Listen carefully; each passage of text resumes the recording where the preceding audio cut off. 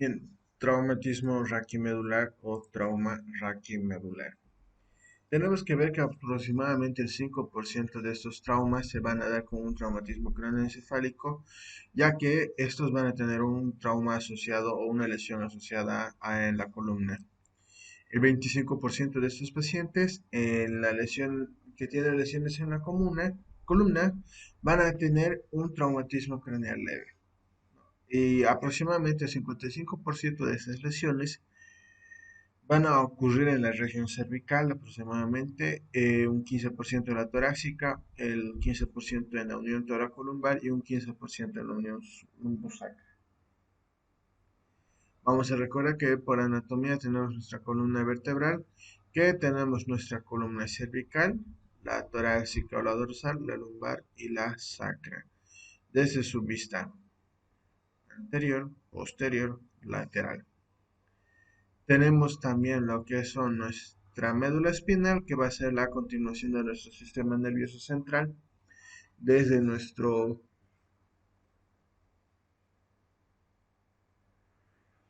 encéfalo, no, nuestro encéfalo cerebelo raquídeo, nuestra médula espinal, que van a dar origen hacia los nervios raquídeos.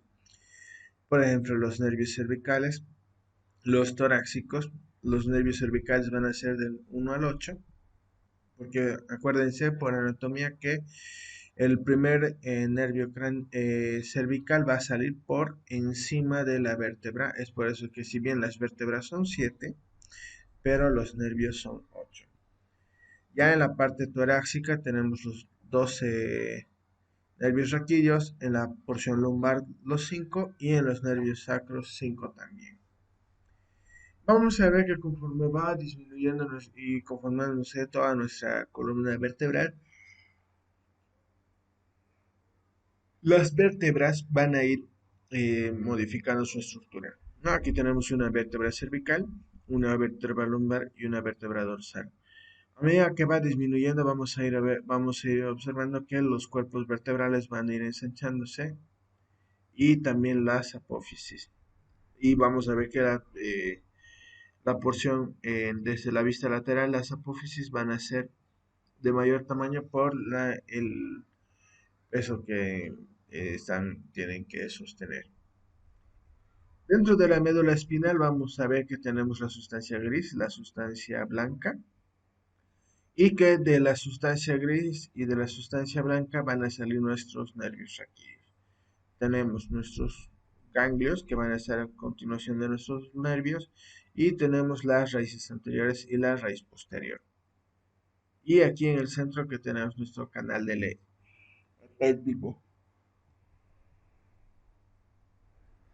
Tenemos que conocer que dentro de esto tenemos la clasificación de Asia, que es el American Spinal Injury Association, que vamos a tener el grado A, que nos va a indicar una lesión completa con compromiso motor y sensitivo, que van a incluir los segmentos S4 y S5. El grado B, que es una lesión incompleta, ya que la sensibilidad va a estar conservada, incluyendo la sección 4, sacras 4 y sacras 5, pero no hay función motora. En el grado C es lesión incompleta porque la función motora va a estar conservada debajo de la lesión hasta un grado de fuerza de -3.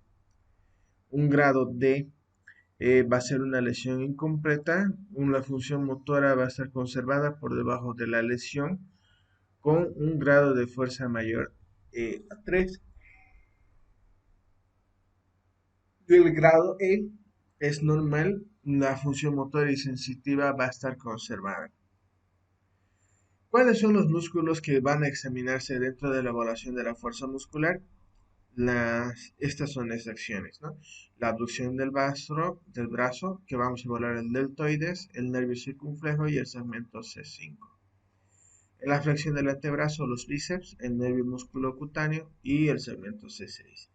En la extensión del brazo, el tríceps, el nervio radial y el segmento C7. La flexión digital, vamos a ver los músculos flexores digitales, el nervio mediano y el segmento C8. En cuanto a la flexión de la cadera, vamos a ver el músculo psoas-ilíaco, el nervio femoral y el segmento lumbar uno y lumbar 2. En la extensión de la rodilla, en el cuádriceps, también vamos a ver el nervio femoral y el segmento L3. En la dorsiflexión del pie, vamos a ver el músculo tibial anterior, el nervio peroneo y el segmento L4. En la dorsiflexión del dedo gordo, vamos a ver el músculo extensor largo, el nervio peroneo y el segmento L5. Y el flexor plantar del pie, vamos a evaluar nuestros músculos gemelos, el nervio tibial y el segmento sacro 1 y 2. Y en la parte sensitiva vamos a evaluar los dermatomas. Como podemos ver, aquí tenemos un mapa donde nos van a ir mostrando los dermatomas, donde la distinta coloración va a tener una sensibilidad, ¿no? Lo que está aquí con el color rosado es correspondiente a la parte cervical, el morado de la parte torácica, el verde claro al lumbar y el más oscuro a la porción sacra. Dentro también de esto tenemos que evaluar los distintos reflejos para ver la presencia de lesiones medulares o no.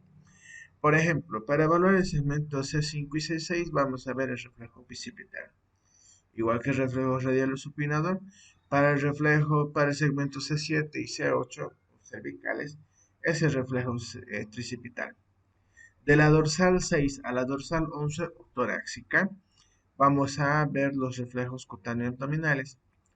De la lumbar 2 a la lumbar 3, el cremasteriano. De la lumbar 2 a la lumbar 4, el rotuliano. La lumbar 5, la tibial posterior. La sacra 1, la sacra 2, en el aquiliano.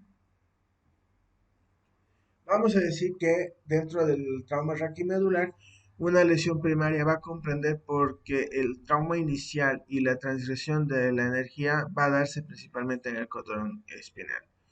¿Cuáles van a ser estos mecanismos? A través de la hiperextensión, la hiperflexión, la comprensión, la rotación, la flexión lateral o el estiramiento. Pero tenemos que recordar que el trauma raquimedular puede ser también asociado a una lesión medular secundaria. En ellos vamos a ver que hay mecanismos que van a producir una serie de procesos que se van a dividir en distintas fases. Una fase inmediata va a ser aquella que se presenta desde las 0 a las 2 primeras horas. Una fase aguda de 2 a 48 horas. Subaguda de 2 días a 2 semanas. Una fase intermedia de 2 semanas a 6 meses. Y una fase crónica de 6 meses en adelante. Según el mecanismo de la lesión, vamos a ver que puede ser una compresión vertical de la columna vertebral, una fractura vertebral, hiperflexión o hiperextensión y rotación. Además que puede ser lesión completa, un shock medular o una lesión incompleta. Cuando vamos a estar hablando de una lesión incompleta, vamos a ver de nuestro síndrome medular central, el síndrome medular anterior, el síndrome medular posterior y el síndrome de Brown-Sequard. Aquí nuevamente vamos a ver, ¿no? Las áreas motoras a ser evaluadas y los músculos, cómo se van a hacer. Aquí la parte sensitiva y nuevamente aquí en esta parte el compromiso motor, ¿no? La fuerza, la escala de fuerza.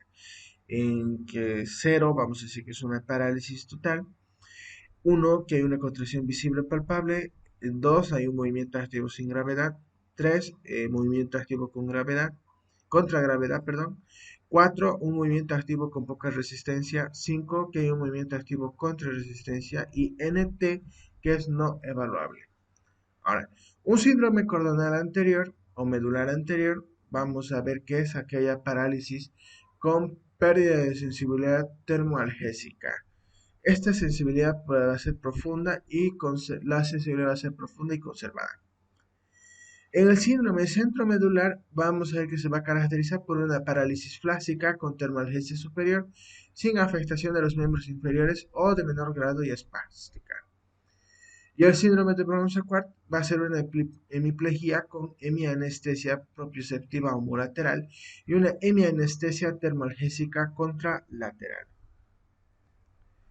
Las causas del traumatismo raquimedular, vamos a ver que aproximadamente un 40% va a ser debido a los accidentes de tránsito, un 20% a las caídas y un 15% debido a los accidentes con armas importantes o de fuego. En los días de lesiones donde se van a dar la mayor cantidad o mayor incidencia de estos traumas van a ser los días festivos, los fines de semana o aquellos días que estén relacionados con el consumo de alcohol y estupefacientes. La distribución de las lesiones en su aspecto anatómico, vamos a ver que en los adultos un 55% suele ser cervical, torácico un 15%, en la unión tóraco-lumbar en un 15% y en la lumbosacra un 15%, mientras que en los niños la distribución es diferente. 42% suele ser cervical, 31% torácica y lumbar en un 27%. El trauma vertebral, vamos a ver que el cervical, vamos a ver que va a ser un 4.3% y el pico va a ser entre los 15 y 44 años y la toracolumbar de un 6.3% y sobre todo en los mayores de 60 años. Además, tenemos que recordar que el 1.4% de los pacientes con trauma raquimedular tienen una alta relación con un tipo de politraumatismo. El 43 a 46% de estos van a ser lesiones completas. El 5% pueden tener un traumatismo cráneoencefálico asociado. Un 25% de trauma raquimedular van a tener un trauma cráneoencefálico asociado. 10% de estos pacientes van a tener fracturas cervicales que pueden estar acompañados de una segunda fractura de forma no contigua en la columna vertebral y por lo general su estadía en el hospital va a ser en la unidad de cuidados intensivos de una semana y ya en las salas de internación común de 2 a 4 semanas. Entonces, nuevamente aquí vamos a ver las lesiones por hiperextensión, que va a ser por el excesivo movimiento posterior de la cabeza o del cuello. La hiperflexión, que es el movimiento excesivo anterior de la cabeza hacia el tórax, aquí como podemos observar en la imagen. La compresión, que es el peso de la cabeza y de la pelvis, que van a ser direccionados hacia un lugar estacionario, ¿ya? Que puede ser, por ejemplo, el tórax o el cuello. Y en la rotación, que es la rotación excesiva de la cabeza por el tórax, ¿no? Y a través del cuello. Por lo general, va a ser por un movimiento y compresión de uno de las porciones de la columna vertebral. Tenemos también el estrés lateral, que va a ser una fuerza directa lateral, que va a ir a chocar contra la columna vertebral y se va a ver una superposición de cada uno de los cordones medulares y por las fracturas en el ahorcamiento, ¿no? Que van a ser por eh, una excesiva separación.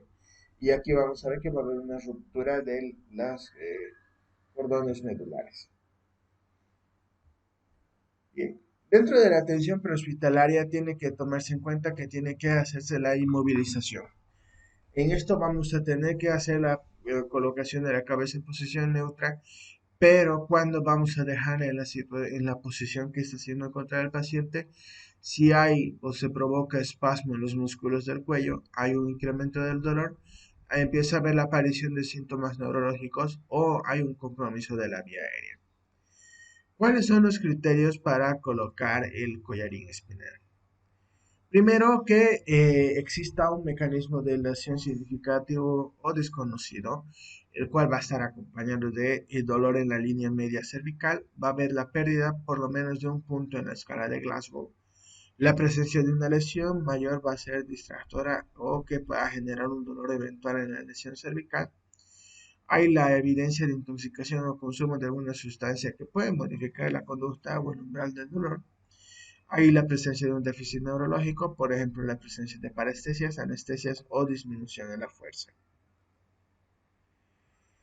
El- También vamos a ver que se le van a colocar en los pacientes con alteración de conciencia, signos y síntomas neurológicos, ¿no? O en una intoxicación exógena. También en los pacientes con lesiones distractoras como las fracturas de los huesos largos, traumas torácicos o los quemados. y cuando vemos que hay dolor en la región vertebral específica o en la línea media. Para todos estos pacientes se va a hacer la colocación del collarín cervical y de los inmovilizadores laterales de la cabeza. El ATLS nos indica que dentro de la inmovilización del collarín cervical tiene que ser en todo paciente politraumatizado con trastorno de la conciencia o con evidencia de trauma por encima de las clavículas.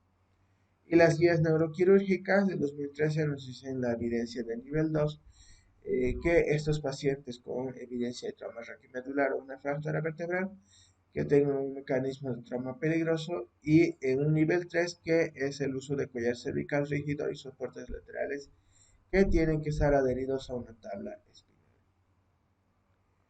¿Cuándo inmovilizar con una tabla espinal? En los pacientes que tienen un trauma contuso y alteración del estado de conciencia, un dolor o hipersensibilidad, una presencia de déficit neurológico, deformidad anatómica de la columna, hay un mecanismo de alta energía asociado a la intoxicación por alcohol o drogas, la imposibilidad de comunicación o una lesión distractora. También tenemos que ver que, según la Asociación Americana de Atención Prehospitalaria, las indicaciones para la colocación de una tabla espinal van a ser la misma que la inmovilización cervical. Bien, ¿cuándo no se va a colocar collarín cervical y la tabla espinal? Cuando vemos que hay presencia de dolor al movilizar al paciente o en aquellos pacientes que tienen una alta autonomía, ¿no? Vemos que están conscientes, que no hay ninguna alteración del déficit neurológico y por lo tanto eso no va a requerir de que los podamos inmovilizar. Eh, ¿Por qué? Porque el uso prolongado de la tabla espinal va a generar la posibilidad de formación de úlceras por presión. Dentro de la evaluación prehospitalaria vamos a ver también el B, que es la respiración y oxigenación, y a través de ellos tenemos que ver si va a requerir apoyo con oxígeno, si va a requerir que se asegure la vía aérea, determinar si tiene alguna de las 5 lesiones potencialmente de la vía aérea. En la C vamos a ver que la circulación va a ser con el control de las hemorragias, sobre todo cuando se hace un control de hemorragias externas. Vemos si la presión arterial está disminuida y está taquicárdico, puede haber la presencia de de hemorragias internas que pueden ser en 4 sitios ocultos, ¿no? El espacio pericárdico, el espacio de Morrison, el fondo saco de Douglas y el espacio peripánico. Y para ello se le va a iniciar los líquidos endovenosos si es que tiene la indicación necesaria.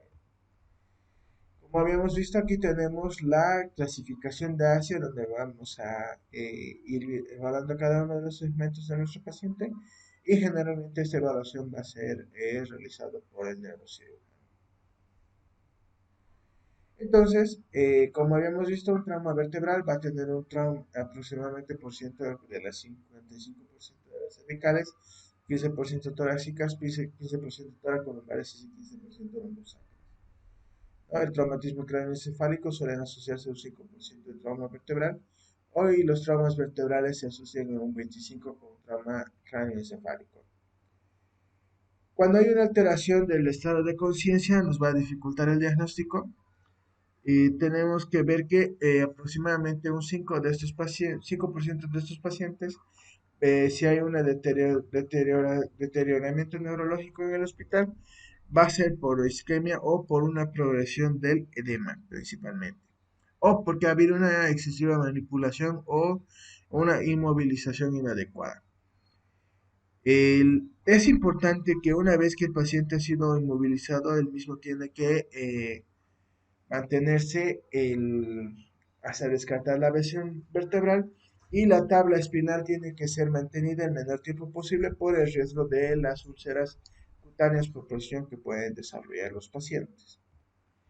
En cuanto al trauma cervical es el paciente politraumatizado de la lesión con la columna cervical, que en todo paciente tiene que ser sospechado, y además que se tiene que mantener la inmovilización con el collar cervical hasta que se obtengan las radiografías que nos van a descartar las fracturas o las luxaciones fracturas.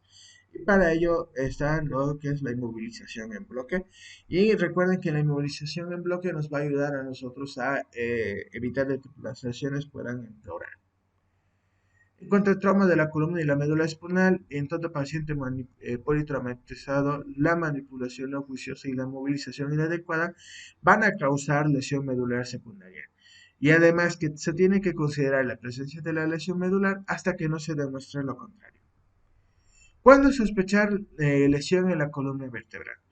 El- Vamos a ir por segmentos. En la columna cervical vamos a ver que la lesión va a ser por arriba de la clavícula. Hay un trauma craneoencefálico con o sin pérdida del estado de la conciencia.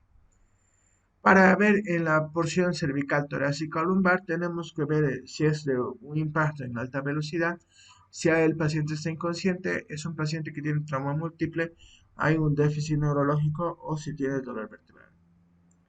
En cuanto a la historia, se tiene que conocer el estado neurológico que tenía el paciente antes del traumatismo, el mecanismo de la lesión, si ha habido un cambio en el estado neurológico, sobre todo si es un déficit inmediato progresivo, y todos estos cambios tienen que ser documentados.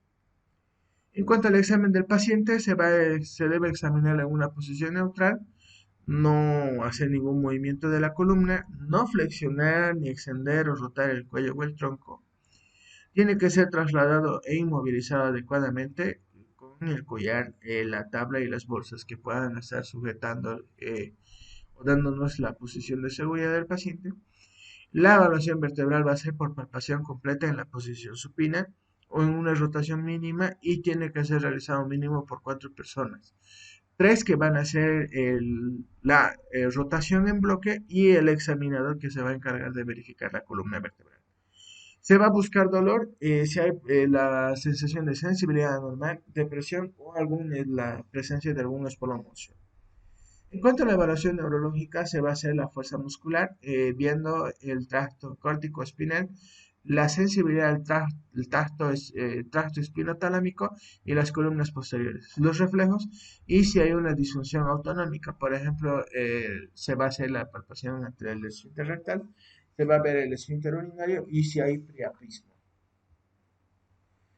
Vamos a ver que la médula espinal por anatomía tiene sus diferentes segmentos. Tenemos el haz del Gol, el haz de Burdach, el haz espinocerebeloso dorsal, el haz piramidal cruzado, el haz espinotalámico dorsal, el haz espinocerebeloso ventral y el haz espinotalámico ventral. Lo que viene a ser nuestra sustancia, y esto nuestra sustancia gris. En cuanto al traumatismo raquimedular en el paciente consciente, hay que ver la presencia de parálisis o la pérdida de la sensibilidad, ya que estos pueden enmascarar las lesiones intraabdominales y de las extremidades inferiores. En un paciente inconsciente, la lesión de la columna cervical va a ser de un 5 a un 10%. ¿Y cuándo vamos a sospechar? Cuando hay una reflexia flácida, un esfínter rectal sin tono, hay una respiración diafragmática, flexión del codo, no hay extensión, hay las fases de disgusto odular del estímulo doloroso por encima de la clavícula, hay una hipotensión con bradicardia, pero no hay hipovolemia y el paciente, sobre todo en los varones, hay priapismo. El priapismo es erección. Generalmente van a estar en esta posición los pacientes que tienen un trauma raquimedular y se encuentran de forma inconsciente. Ahora, dentro de los tipos de lesiones medulares tenemos la lesión completa en el que no va a haber respuesta motora ni sensitiva por debajo de la lesión vertebramedular y en la lesión incompleta va a haber alguna preservación motora sensitiva por debajo de la lesión vertebramedular, por ejemplo la sensación táctil, el que va a ser el cordón lateral y posterior y los dermatomas sacros, si hay tres o más, ¿no? Esto viendo y evaluando dentro de los dermatomas, perdón, ¿no? El escroto y el ano. Y esto nos va a ayudar a determinar las probabilidades de recuperación. ¿No? Los tipos de lesiones medulares en imágenes completo, incompleto. Vamos a ver aquí el bronce quart, el cordón medular anterior y posterior. Bien. El pronóstico en estos pacientes con traumatismo raquimedular, eh, si hay una interrupción completa de la función medular que se va a mantener durante más de 24 horas, entonces es irreversible. Y esta disfunción medular, cuando la disfunción medular es parcial o incompleta, el plazo va a perder su valor limitativo. En toda lesión vertebral, aunque en un principio no tenga una complicación neurológica, debe considerarse como potencialmente capaz de producirla. Y toda lesión medular, una vez superada la fase inicial, va a requerir de la atención médica a lo largo del resto de su vida. Dentro de la valoración neurológica pueden presentar a sus pacientes shock neurogénico, que va a haber unas alteraciones de las vías simpáticas descendentes de la médula espinal en las lesiones medulares cervicales o en las torácicas altas. Va a haber una pérdida del tono vasomotor, va a haber una vasodilatación visceral y en los miembros inferiores, por lo que nos va a llevar a una hipotensión. Y la conducta es mantener la bulimia y los vasopresores. Además que puede haber una pérdida de la inervación simpática del corazón que nos va a llevar a una bradicardia y si vemos bradicardia el tratamiento va a ser la administración de atropina. En el shock espinal, este no es un fenómeno circulatorio, va a ocurrir inmediatamente después de la lesión medular. Se va a caracterizar por tener una pérdida de la función, flacidez y reflexia. En días o semanas después va a haber una pérdida de la función, una espasticidad y una hiperreflexia. Además, es importante que en este tipo de shock espinal no se deben usar vasopresores, ya que la lesión no es de origen circulatorio.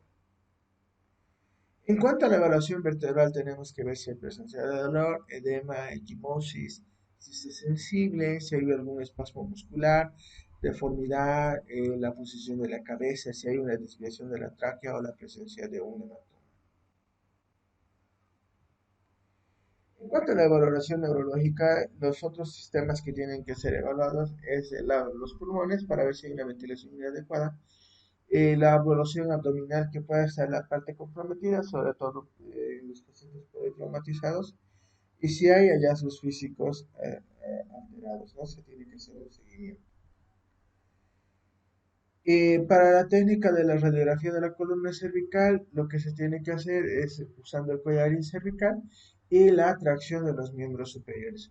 Por lo general, los collarines no van a tener elementos metálicos, por lo que le va a dar la seguridad de que se pueda hacer las imágenes radiológicas o imagenológicas sin alteración de las lesiones o de las estructuras que se puedan y analizar. Dentro del peligro latente, el traumatismo raquimedular está de que el examen sensorial puede ser confundido por el dolor. A veces estos pacientes observados en la exploración pueden alterar estos hallazgos, ¿no? Las alteraciones o manifestaciones de los pacientes y el nivel de conciencia alterado va a limitar la capacidad de llevar la exploración neurológica definitiva.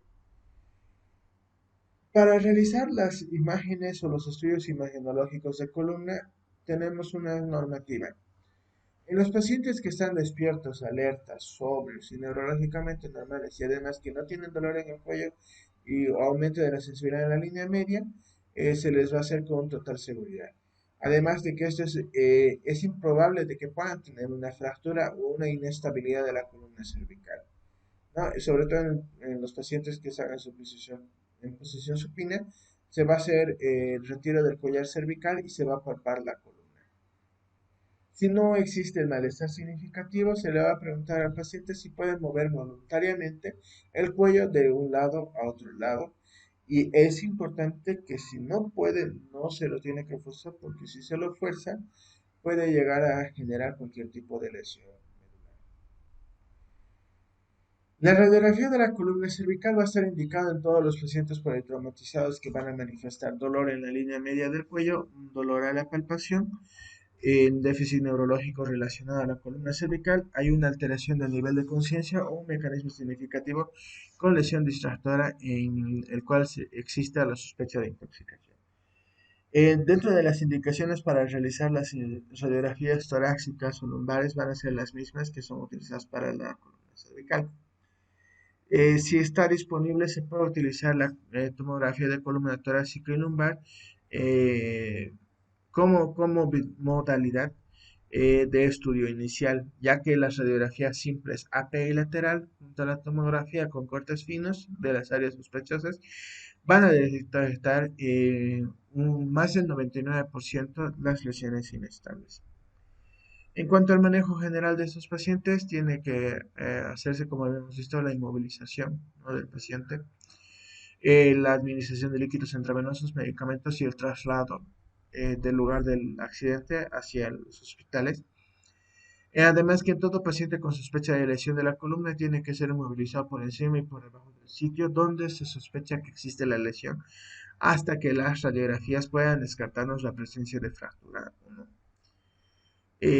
Además que es importante que la protección espinal debe mantenerse hasta que la lesión de la columna cervical sea descartada.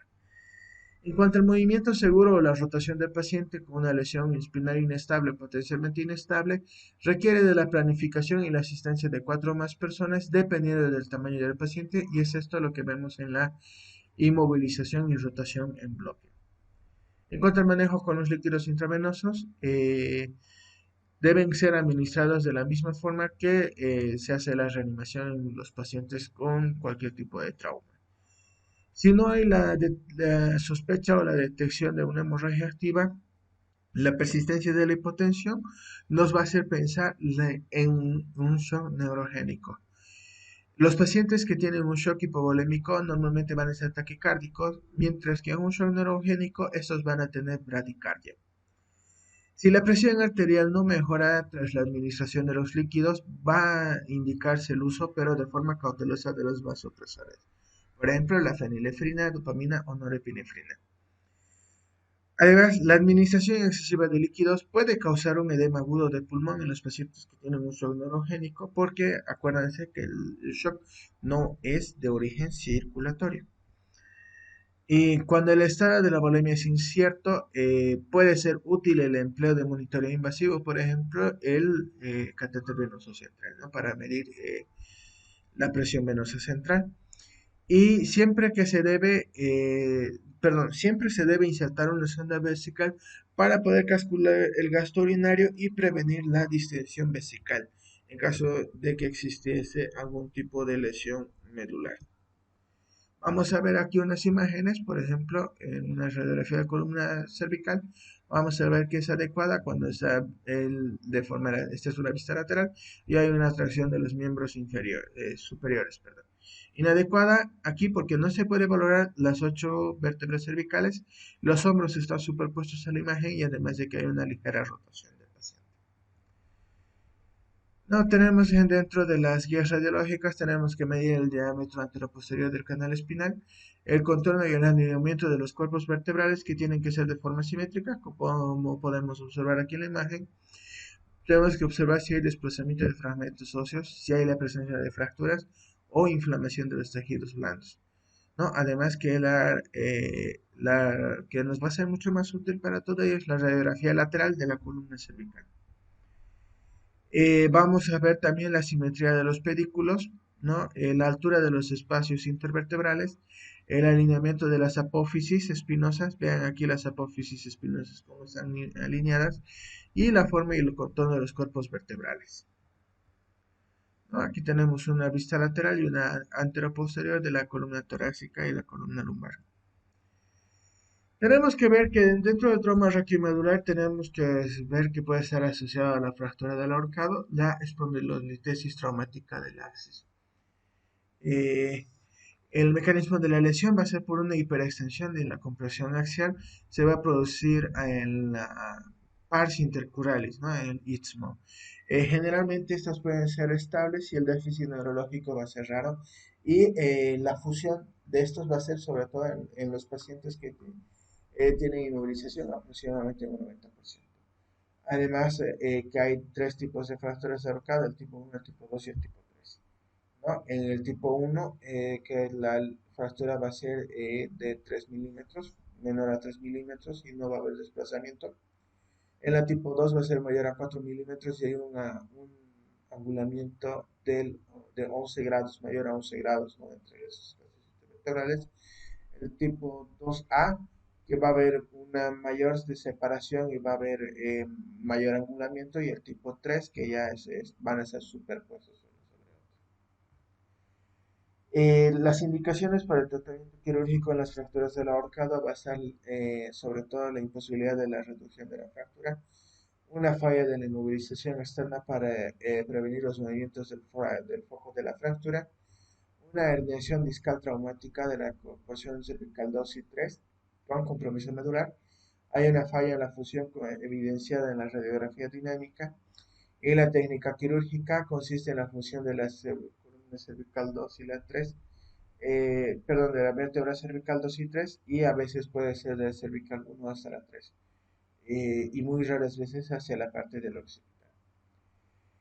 El peligro de la tabla espinal es que nos van a llevar a las úlceras por decúbito, y es por ello que es importante que mientras más rápido se puedan hacer los estudios y se le pueda quitar la tabla espinal, tiene un mejor pronóstico en cuanto a las lesiones cutáneas del paciente. Eh, no hay una evidencia de que el uso rutinario de los esteroides vayan a influir en las lesiones de la médula espinal. Los pacientes con las fracturas inestables o con déficit neurológico tienen que ser trasladados al hospital con los especialistas para que puedan tener una atención y resolución definitiva. Se tiene que recordar que las lesiones de la columna cervical por arriba de la cervical 6 pueden terminar en la pérdida parcial o total de la función respiratoria, y si existe alguna duda sobre la ventilación, si es adecuada o no, el paciente debe ser intubado antes de su traslado. En cuanto a la administración de los líquidos intravenosos, se tiene que tratar de hipovolemia si es que hay hipovolemia. Se puede considerar la presencia de shock neurogénico y se tiene que colocar un catéter. Aquí vamos a ver las distintas imágenes radiológicas y tomográficas con fracturas, ¿no? Vean, y que pueden estar asociados por aplastamiento en la médula espinal. El manejo, sobre todo en el lugar del trauma, va a ser la inmovilización y mantener una presión arterial adecuada, oxigenación adecuada y un examen de la parte motora breve, ¿no? El movimiento de los brazos, las manos, los miembros inferiores y el movimiento del dedo de los pies. Los diuréticos y la metilprednisolona, sobre todo, tienen que ser consultados con el neurocirujano. ¿Cuándo se va a trasladar después de la consulta neuroquirúrgica o ortopédica a los pacientes con fracturas inestables y déficit neurológico? Tiene que evitarse el retraso, tiene que hacerse una inmovilización apropiada y valorar el apoyo ventilatorio. La mielografía o una resonancia se va a solicitar en las lesiones incompletas con una normal alineación, cuando hay un deterioro neurológico, cuando se observa también el nivel de la fractura diferente del nivel de déficit neurológico, y en la tomografía no se puede identificar el daño vertebral. ¿Cuáles van a ser las indicaciones para la cirugía? Van a ser las indicaciones de cirugía descompresiva de urgencia cuando hay una progresión de los signos neurológicos, un bloqueo completo del espacio subaracnoideo por el test de Quick-Stance o por evidencia de la resonancia magnética nuclear, en la mielografía, en la tomografía o en la resonancia, que van a evidenciar fragmentos óseos dentro del canal raquídeo, y la descompresión reticular cervical. También cuando hay una fractura complicada o penetrante en el síndrome de la arteria espinal anterior y una subluxación irreductible con compresión medular. ¿Cuáles van a ser las contraindicaciones para la cirugía? Una lesión medular completa que tiene una duración de mayor a 24 horas, los pacientes clínicamente inestables y pacientes con síndrome medular central. Eso sería todo. Muchas gracias por su atención.